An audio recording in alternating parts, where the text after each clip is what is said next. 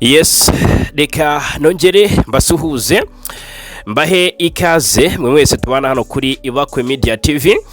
Ikaze irambuye cyane kuri page y'amakuru agezweho ku mutekano ku butaka bw'Uburasirazuba bw'igihugu cya Kongo. Ni muri iki gitondo rero cyo kuri iki cyumweru tariki 12 Mata 2026. Ni munyemerere tuze guhera mu mujyi wa Uvira, umwe mu mijyi ingenzi cyane muri Kivu y'Amajyepfo. Umujyi ukomeje kuvuga mu byinshi bitandukanye, hakomeje gusohoka raporo zitandukanye zishinja umutwe wa M23 kuba warakoreyeyo ibyaha bigiye bitandukanye ubwo wagenzuraga uyu mujyi kuva muri mu kwezi k'Ukuboza umwaka ushize wa 2026 kugeza hagati muri Mutarama ubwo M23 yagiraga gutya ikarekura uriya mujyi mu buryo bwuzuye. Haravugwa umutekano muke, ibintu byazambye byacitse byadogereye. Haravugwa ubuhuha bw'isasu ryongeye kuvugira muri axe za Mulongwe, bikavugwa neza ko ubundi Uvira igira komine eshatu. Hari komine Kavimvira, hari komine Mulongwe, indi abakunzi bacu bwo muranyibutsa iyariyo. Ariko izi komine zose zirimo ikibazo cy'umutekano, impungenge zuko intambara ishobora kongera kubura zikomeje kwiyongera uko bwije nuko bukeye. Birakomoka ku makuru avuga ko mu ijoro ryo kwa gatanu rishyira kwa gatandatu abatuye muri Uvira bongeye kurara Rwantambi bitewe n'urusaku rw'amasasu bomvaga. Urusaku rw'amasasu y'imbunda nini ndetse n'into byongeye gukura imitima abaturage. Ahagana amasaha ya saa 6 z'ijoro rwose n'imita ngo ni 28 nk'uko abaturage batuyeyo babivuga, bongeye kumva ibintu bidasanzwe. Turaje turebera hamwe uko umutekano wifashe muri Uvira, turebera hamwe uko situation imeze, tubive imuzini muzingo muri amakuru. Hanyuma turanyarukira muri mu bindi bice bitandukanye bya Kivu y'Amajyaruguru ndetse na Kivu y'Amajyepfo. Muri Kivu y'Amajyepfo turibanda hitwa Karere muri groupement ya Ziraro mu gace kitwa Tushunguti, bivuga ko kongeye kugenzurwa na FRDC nyuma y'imistati igeze kuri 2 M23 ikigaruriye y'Itushunguti ngongeye kujya mu biganza bya FRDC. Ndaje mbabwire byinshi kuri amakuru. Turanyarukira masisi mbabwire iby'imirwano yakomeje guhanganisha wazerendo ndetse na M23 mu gace kitwa ngo ni Mahanga ndetse na Kilongo. Hanyuma tunyarukire ni Rucuru mbabwire uko situation imeze maginga nyuma y'imirwano yabaye ku munsi w'ejo ahitwa Nkuba muri groupement ya Kihondo, ni muri chefferie ya Bwito, territoire ya Rucuru, ni muri Kivu y'Amajyaruguru. Hanyuma sibyo gusa tuza kuba twibandaho muri aya makuru, turanyarukira mu bindi biri kuvugwa mu gihugu cy'u Burundi. Abapolisi bikekwa ko barinda President Ndayishimiye bambuye barashinjwa ikintu gikomeye, ndaje nyibabwireho. Hanyuma ariko mu gihugu cy'u Burundi urukiko rwakatiye umupolisi imyaka 500 uyarazira iki. Turanyarukira hariya i Kampala muri Uganda, General Muhozi Kainerugaba atangaje ibintu bikomeye cyane ngo yiteguye kuyobora ingabo ibihumbi byibuze 100 za UPDF muri Israeli.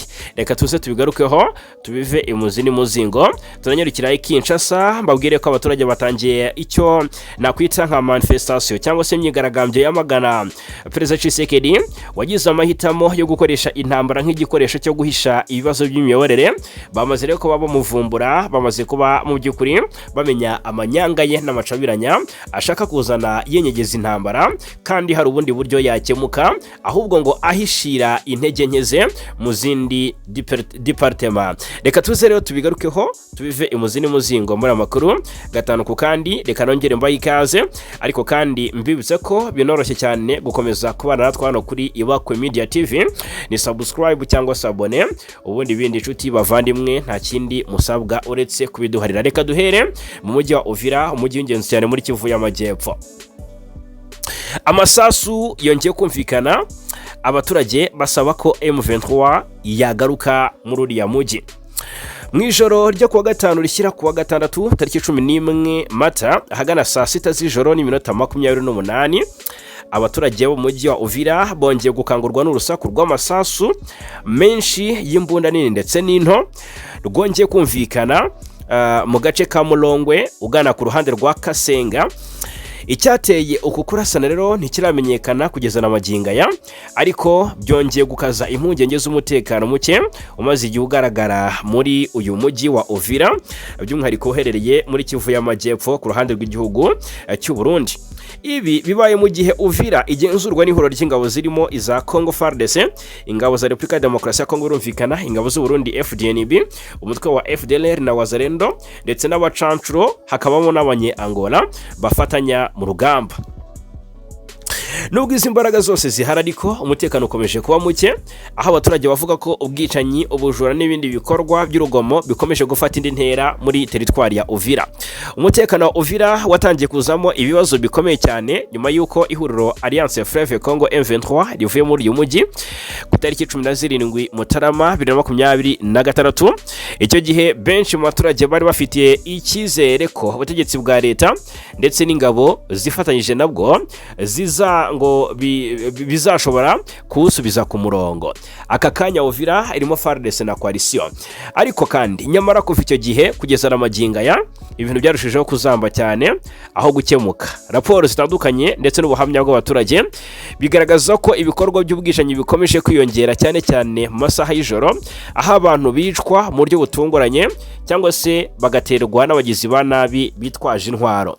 Ni mu gihe ubuyobozi bwa leta bwo bukomeje gushimangira ko buri gukora ibishoboka byose kugira ngo umutekano ugaruke. Bamwe mu baturage bo muri Uvira batangiye kugaragaza mu by'ukuri ngo kutanyurwa, bavuga ko nta cyizere bagifitiye ingabo zibacungira umutekano muri iki gihe.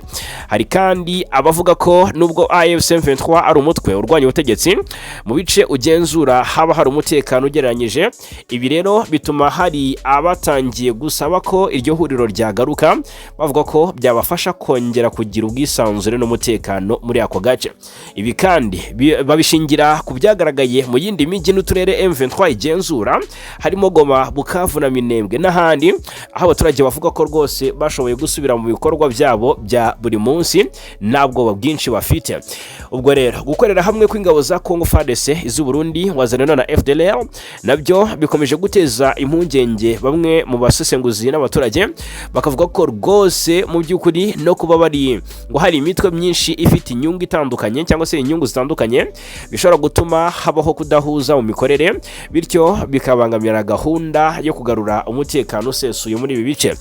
By'umwihariko kuba FDLR ikiri mu bice bimwe na bimwe by'uburasirazuba bw'igihugu cya Kongo bikomeje guteza impaka ku rwego mpuzamahanga bitewe n'amateka yayo ndetse n'uruhare yakomeje kugira umutekano muke muri aka karere, no kuba yarasize hekuye u Rwanda muri jenoside yakorewe Abatutsi, bikagenda bigaragaza ko FDLR ari ikibazo gikomeye. Ubwo no kugeza ubu Uvira ikomeje kuba umwuka mubi w'umutekano, aho abaturage babayeho mu bwoba bukabije cyane cyane mu masaha y'ijoro, kuraswa inshuro nyinshi. Ibisasu byumvikanye muri axe za Mulongwe mu ijoro ryakeye, bikaba kimwe mu bimenyetso bigaragaza ko ikibazo cy'umutekano kitarabonerwa igisubizo kirambye. Abaturage barasaba ko hafatwa ingamba zihamye zirimo kongera umubare w'ingabo zifite imyitwarire inoze no kunoza imikoranire hagati y'inzego z'umutekano, ndetse no gushaka ibisubizo bya politiki byahagarika burundu imirwano imaze imyaka myinshi mu burasirazuba bwa Repubulika Iharanira Demokarasi ya Kongo. Ni mu gihe nta gihindutse vuba, impungenge ngo nuko Uvira ishobora gukomeza kuguma mu mwijima w'umutekano muke, ibintu ishobora kurushaho kugira ingaruka zikomeye ku buzima n'imibereho by'abaturage bahatuye. Kuba Uvira abaturage bayo bongeye kugaragaza ko bifuza ko M23 yazi kabatabara, bivuze iki? Bivuze ko uyu mutwari ufitiwe icyizere. Ariko mwibuke nanone M23 ijya kurekura Uvira ejo bundi muri Mutarama, yatanze itangazo ibwira abaturage iti uwumva ari tayari kudukurikira naze tugende. Hari abajyanye nayo mu bice bya Sanje na za Kamanyola, abandi basigara Uvira. Aba rero abenshi bakavuga ko cyangwa se abasesengura bakavuga ko ari abumva politike ya Tshisekedi ndetse na Neva, bakavuga bati hakavuga ko ariyo mpamvu bahisemo gusigara hariya hantu cyangwa se gusigara mu bugenzuzi bw'igisirikare cya Repubulika Iharanira Demokarasi ya Kongo. Muri izi axe za Mulongo zumvikanyemo ibi bisasu cyangwa se iri turika ry'amasasu, reka turebera hamwe ubundi muri make ibintu amakuru aravuga ko habera hati ubundi muri izi axe za Mulongwe. Mulongwe iri mu bice byari byarigaruriwe na M23 ariko biza gusubiramo FARDC, ariko situation ntiraba stabilize, ntago biragenda neza, ibintu biracyari fragile cyane ku mirongo y'urugamba cyangwa se muri izi axe za Mulongwe, muri izi komine, muri iyi komine Mulongwe. Mu Mulongwe iragenzurwa na FARDC, ingabo z'igihugu cya Kongo, ni coalition birumvikana. FARDC yagarutse muri Mulongwe mu ntangiriro za 2026, ejo bundi mu hagati mu kwezi kwa Mutarama. Hanyuma umutwe wa M23 icyo gihe wari umaze gusubira inyuma uva Uvira, FARDC ifata icyemezo cyo gusubiramo, yigarurira aka gace iba ariyo ikagenzura. Byatumye rero Mulongwe nayo igaruka mu maboko ya leta, FARDC ndetse na Wazalendo barayigenzura, ariko umutekano uracyari muke. Nubwo FARDC ihari, abarwanyi ba M23 bakomeje kuba hafi y'umujyi wa Mulongwe no mu nkengero zawo, ariko ntibawurimo. Ibi ngo byatumye Mulongwe n'indi Kiracitse ziri muri menace yo kongera guterwa igihe icyo ari cyo cyose, kuko nubwo nta masasu yari amaze iminsi yumvikana, ariko ubwoba ni bwose ko ibisasu cyangwa se ibitero byagabwa ahangaha muri aka gace.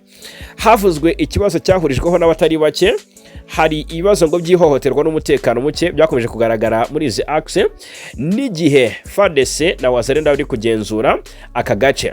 Hasohotse raporo zagaragaje ubujura n'ubusahuzi, ihohoterwa rishingiye ku gitsina ryabaye mu bice bya Mulongwe.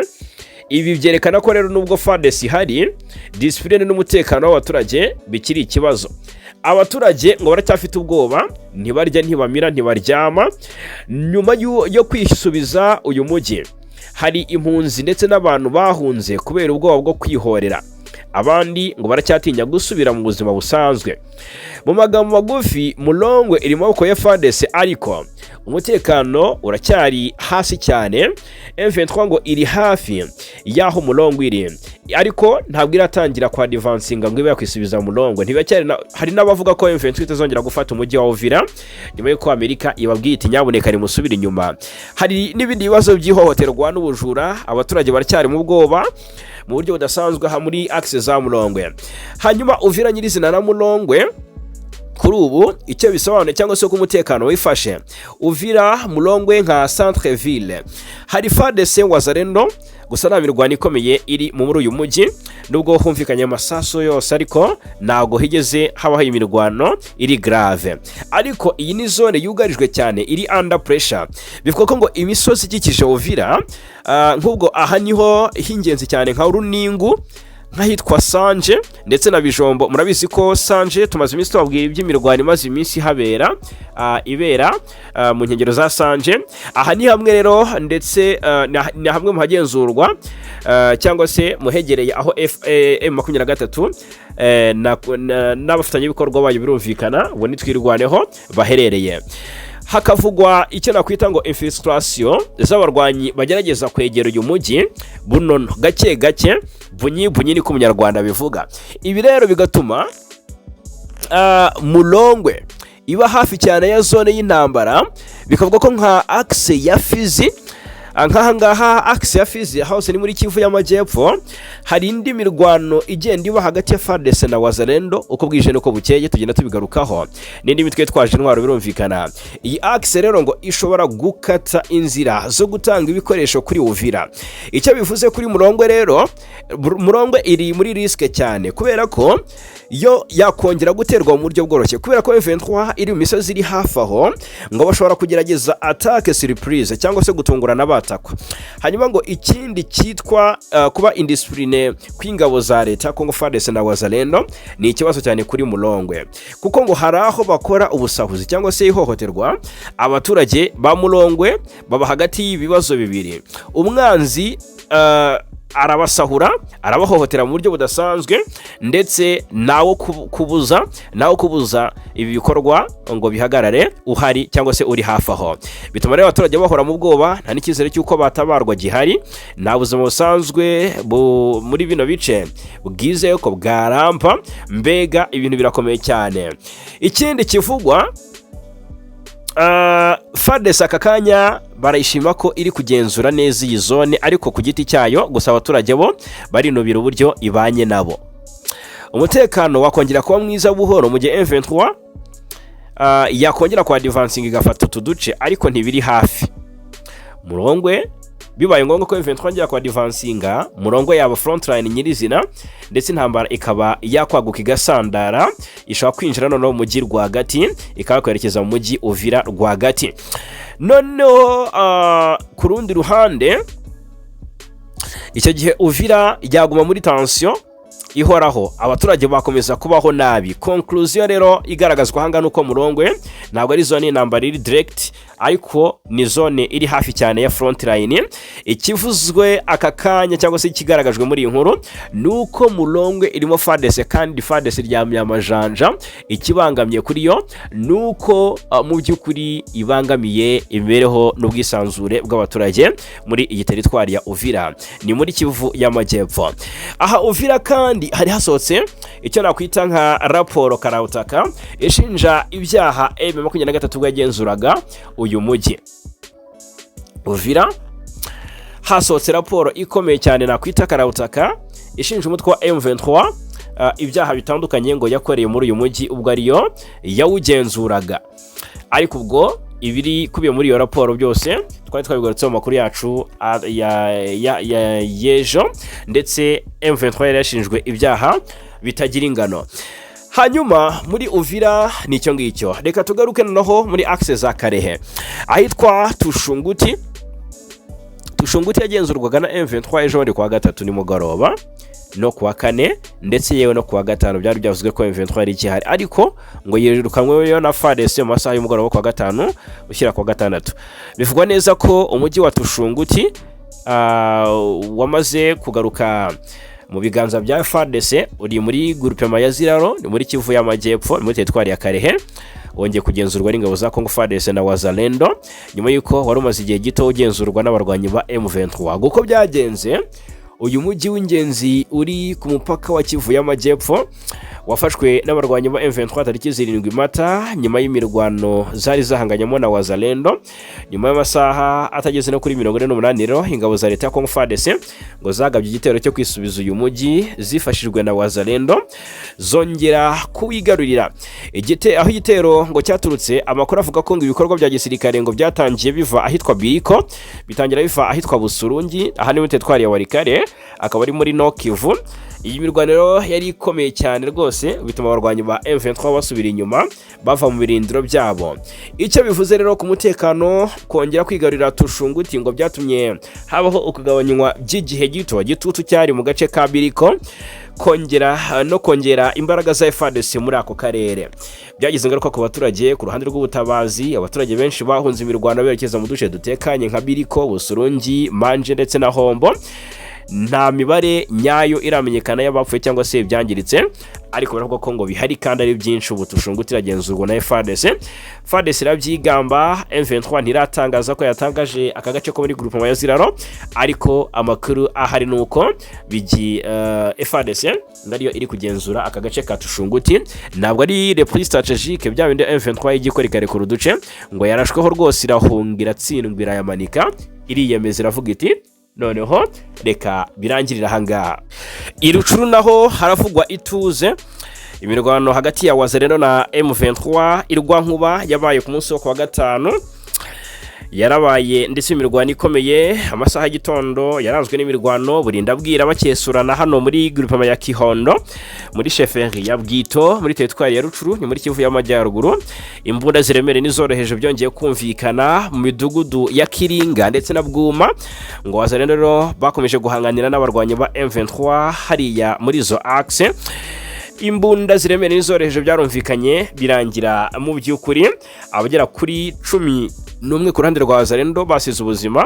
Waduhaye amakuru ntacyo yavuze ku gutakaza kwa M23 muri aka gace, gusa ngo karacyagenzurwa n'abarwanyi ba M23. Ni muri chefferie ya Bwito ngo ituze ryagarutse ndetse abaturage basubiye mu byabo bari bahunze ndetse rwose. Ariko nubwo abaturage basubiye mu byabo ndetse ituze ryagarutse, impungenge ni zose kubera ko Wazalendo nabo bari hafi aho ngaho mu nkengero z'aka gace ka Kiringa, mashyamba y'aho ngaho za Kiringa. Hanyuma imasisi naho havuzwe imirwano ahitwa Mahanga ndetse na Kilongo havuzwe imirwano kuva mu gitondo cyo kuwa gatanu, ndetse ahangaha ituze ryagarutse ku mugoroba rwose. Umuntu wacu wariyo yatubwiye ko ibintu byifashe neza ahitwa ngo ni Mahanga na Kilongo, ni muri Osobanyungu, muri groupe ya Osobanyungu, teritwari ya Masisi, ni muri Nokivu. Biravuga neza ko rwose ituze ryagarutse, ariko ubwoba ko ari bwose. Imirwano yakomeje kubera Amahanga na Kilongo, uduce twegereye cyane groupe ya Buhimba yo muri Warikare, kandi turi mu gace k'ingenzi kari ku mupaka uhuza teritwari ya Masisi ndetse na Warikare. Ni agace gakunze kubamo imirwano kubera akamaro mu bya gisirikare gafite no guhatanira kugenzura ubutaka. Intego y'igitero cya coalition kuri M23 muri izi axe, amakuru ko Wazalendo aribo batangije igitero bagamije kwagurira uduce twabo ahitwa Kilongo ndetse na Mahanga, ariko M23 yakomeje kutugumaho iratugenzura na maginga ya. Abaturage bakomeje guhunga, ubu bagarutse batekanye. Umutekano muri ako gace uracyari muke, biravuga ko ituze ryagarutse, ariko ubwoba ni bwose ku baturage. Ubwo rero usenga yasengera abari muri izo axe zo muri Osobanyungu, ni muri teritwari ya Masisi, akaba ari muri Kivu y'Amajyaruguru. Hanyuma reka tugaruke noneho i Kinshasa, turebera hamwe naho ibiri gutangarizwayo. Kinshasa haraturuka amakuru akomeye cyane, ngira ngo ku munsi w'ejo twabagaragarije igisa nka video igaragaza abaturage Kinshasa bamagana Perezida Tshisekedi wafashe umwanzuro wo kubabaza, agahitamo gushoza cyangwa se gukomeza intambara no kuyikaza, yirengagije ko hari ibindi bibazo uruhuri yakabaye arwana nabyo. Hanyuma rero mu butumwa bwahawe umukuru w'igihugu cya Kongo i Kinshasa, hatangijwe igisa nk'ubukangurambaga bwiswe ngo ni guerre, bivuze ko intambara idakwiye ngo gukomeza kuba urwitwazo, ngo bugamije kandi gukangurira abaturage gusobanura, bugamije gukangurira abaturage gusobanukirwa neza imiterere y'ibibazo igihugu kirimo no kwirinda kuyobywa n'imvugo za politike. Ubukangurambaga rero bwatangijwe ku mihanda itandukanye ifite akamaro kanini mu murwa mukuru, aho abaturage rwose b'i Kinshasa ndi kubabona ku mavideo ahangaha bari bariye karungu bavuga bati rwose uyu bukangurambaga turimo turamagana ubutegetsi bwa Tshisekedi bukomeje gushyira imbere intambara nk'iturufu yo kuyobya uburari, ngo hirengagizwe ko nta bindi bibazo bihari. Hanyuma ubu bukangurambaga bwatangirijwe mu mihanda itandukanye ifite akamaro kanini mu murwa mukuru Kinshasa, aho abaturage basabwe kwitandukanya n'ibitekerezo bibayobya, by'umwihariko ibijyanye n'intambara ikomeje kubera mu burasirazuba bw'igihugu. Ababuyoboye rero bagaragaza ko ngo hari impungenge z'uko ubuyobozi buriho bukoresha iyi ntambara nk'urwitwazo rwo kwirengagiza ibibazo by'ingenzi birebana n'imiyoborere n'imicungire y'umutungo wa leta. Hanyuma by'umwihariko hibanzwe ku kibazo cy'ingengo y'imari nini yagenewe urwego rw'umutekano, aho bivugwa ko asaga miliyari 13 z'amadolari y'Amerika yakoreshejwe mu gisirikare no mu bikorwa by'umutekano, ariko hakaba hataraboneka umusaruro ugaragara ku rugamba. Ibi byatumye bamwe mu baturage n'abasesenguzi bibaza ku mucyo n'imikoreshereze y'ayo mafaranga, ndetse banasaba ko habaho igenzura ryimbitse ry'imari ya leta. Mu by'ukuri rero uburasirazuba bwa Kongo bukomeje kuba isibaniro ry'imirwano ihanganishije ingabo za leta ya Kongo FARDC n'imitwe yitwaje intwaro itandukanye, harimo n'ihuriro rya AFC M23 ndetse n'indi mitwe ifashwa n'abafatanyabikorwa batandukanye barimo n'ingabo z'ibihugu byo mu karere. Iyi ntambara ikaba imaze imyaka myinshi yaragize ingaruka zikomeye ku mutekano w'abaturage, ubukungu n'imibereho rusange by'abaturage muri rusange. Hanyuma mu gihugu cy'abaturanyi cy'Abarundi, igihugu cy'abaturanyi cy'u Burundi, naho haraturuka amakuru kandi akomeye cyane dukwiye kuba twarebera hamwe. Urukiko rw'Imwaro mu Burundi rwategetse ko umupolisi witwa ngo ni Osia Irankunda yazafungwa amezi byibuze 6,000, nuko ngo ni imyaka n'ubundi 500 mu gihe yaba ananiwe kwishyura indishyi z'akababaro z'amafaranga y'amarundi miliyoni 100 rwamuciye. Uyu mupolisi yakatiwe igifungo cya burundu anacibwa iriya ndishyi nyuma yo guhamywa kugira uruhare mu rupfu rw'uwitwa Nestor Ninahazwe wari uzwi ku izina rya Gasazi. Uyu Gasazi rero nk'uko bigaragazwa ahangaha wari usanzwe ari umumotari yishwe mu ijoro rya Pasika ryo ku itariki ya 4 Mata 2026. Irankunda wari usanzwe acunga umutekano kuri paruwase ya Kibungere iri muri komine Nyabihanga zone ya Kibungere niwe wamurashe. Bivugwa ko uyu mupolisi yasanze nyakwigendera ku kabari aho yari kumwe yarimo anywera akamusaba kumusomya ku icupa ariko undi aramwima hanyuma birangira amurashe. Nyuma yo kumwica rero yahise afatwa ajyanwa gufungirwa kuri station ya polisi y'Igitega. Ibikorwa nk'ibi si bishya muri polisi y'u Burundi. Muri iki cyumweru umuvugizi wa polisi ya kiriya gihugu yagaragaje abapolisi 6 bashinjwa kwiba umuturage miliyoni 15 z'amarundi nyuma yo kumusangiwe mu rugo bakamushimuta mbere yo kumutegeka kubaha miliyoni 20 yaba atazibonye bakamushyikiriza urwego rw'iperereza aho ashobora no kuburira ubuzima. Byarangiye uwo muturage Nyandwi Gerard wari utuye i Kamenge ahamagaye inshuti n'abavandimwe bamufasha kubona miliyoni 15 arizo yahaye abo bapolisi baramureka. Nyuma amakuru yabo yaramenyekanye rero barafatwa uko ari 5. Umwe aratoroka yitwa Pierre Nkurikiye rero uvugira polisi y'u Burundi yavuze ko rwose bari abapolisi bakoze ibyaha byakozwe ku giti cyabo kuko nta rwego rwatumye ashimangira ko bagomba kubihanirwa n'amategeko. Mu gihugu cya Uganda, General Muhozi Kainerugaba, uyu ni umugaba mukuru w'ingabo z'igihugu cya Uganda UPDF cyangwa se Uganda People Defense Force, akaba ari umuhungu wa Perezida Yoweri Kaguta Museveni. Uyu mugaba mukuru w'ingabo za Uganda General Muhozi Kainerugaba yongeye kurikoroza ku mbuga nkoranyambaga nyuma yo gutangaza ko yiteguye kohereza muri Israeli ingabo zibarirwa mu bihumbi byibuze 100 zo kurinda kiriya gihugu.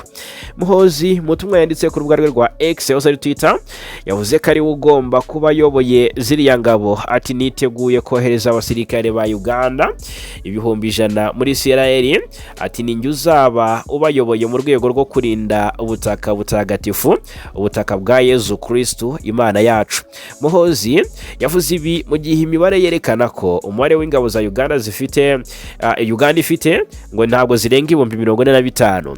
Icyakora we mu bundi butumwa yanditse ku rubuga rwe rwa X yose Twitter yavuze ko afite abasore byibuze bagera ku 500 basariye intambara mbere yo gushimangira ko icyo bashaka ari amafaranga. Muhozi wasaga n'uca amarenga yuko ziriya ngabo zizaba zigiye kurwanya abanya-Irani yavuze ko iyo ngo bigeze ku ntambara abanya-Irani barabizi ko bibaye ngombwa rwose cyangwa se ngo bibaye ngombwa ko duhangana na mahirwe y'ababa bafite. Muhozi avuga ati Irani irabizi ko bibaye ngombwa ko ihangana n'ingabo za Uganda, irabizi ko nta mahirwe yabifite yo kutwikura imbere. Muhozi ari kanga babisese cyane gusa yanashimangiye agira ati twabakubita guhera uyu munsi kugeza igihe ubwami buzazira. Uyu nguyu ni Muhozi Kainerugaba wongeye kuri koroza ku mbuga nkoranyambaga. Amerika na Irani mu biganiro muri Pakistan. Ese mwari muzi ko bishoboka ko Amerika na Irani byakwisanga mu biganiro mu gihugu runaka? Iyi ni inkuru yihutirwa cyane ivuga ko intumwa za Leta Zunze Ubumwe za Amerika n'iza Irani zatangiye ibiganiro byo ku rwego rwo hejuru biri kubera mu mujyi wa Islamabad muri Pakistan, bikaba bigamije kugabanya umwuka mubi umaze iminsi wiyongera hagati y'ibihugu byombi bisanzwe bihangana. Ibi biganiro rero byitabiriwe n'abayobozi bakomeye barimo Vice President wa Amerika JD Vance ndetse n'umudiplomate wa Iran yitwa Abbas Araghchi. Ibaze JD Vance na Abbas Araghchi bicaye ku meza y'ibiganiro. Ku isonga y'ibiganiro hari gahunda ya Iran y'ingufu za nuclear. Iran irasaba ko ibihano by'ubukungu yafatiwe bikurwaho ndetse igahabwa uburenganzira bwo kugera ku mutungo wayo wafatiriwe, mu gihe Leta Zunze Ubumwe za Amerika zo zishimangira ko ibyo byakorwa buhoro buhoro mu gihe Iran yubahiriza ibyisabwa. ndetse rwose ibiganiro bigaragara ahangaha ko byamaze gutangira hagati ya Vice Perezida wa Leta Zunze Ubumwe za Amerika uyu nguyu ari we J.D. Vance ndetse n'umudiplomate wa Iran Abbas Araghchi. Rero hari kandi n'ibindi bibazo bikomeye biri ku murongo w'ibiganiro by'aba bombi. Ndi kubona bavuga ko rwose ibyo bibazo bikomeye biri ku murongo w'ibiganiro by'aba diplomate birimo umutekano mu ntara mu nzira ya Hormuz. Iyi nzira murabizi ko imaze igihe yarafunzwe na Iran, byanahungabanyije ubucuruzi bwa peteroli ku isi, ari nayo nkomoko yo kongerwa kw'ibiciro by'ibikomoka kuri peteroli. Ngira ngo no mu Rwanda rwose byatangiye kugenda bifata indi ntera, nubwo hitezwe ibisubizo bikomeye. Aka kanya impande zombi zifata ibi biganiro nk'inzira yo kugabanya umwuka mubi no kwirinda ko ibintu byakomeza kuzamba, ariko rwose nta cyizere cy'uko amahoro yagaruka hagati y'ibihugu byombi ngo byongere bibane neza. Reka rero mbashimire cyane kubana natwe muri aya makuru yo muri iki gitondo cyo kuri iki cyumweru tariki 12 Mata 2026 5 kuri 5 hano kuri Ibakwe Media TV.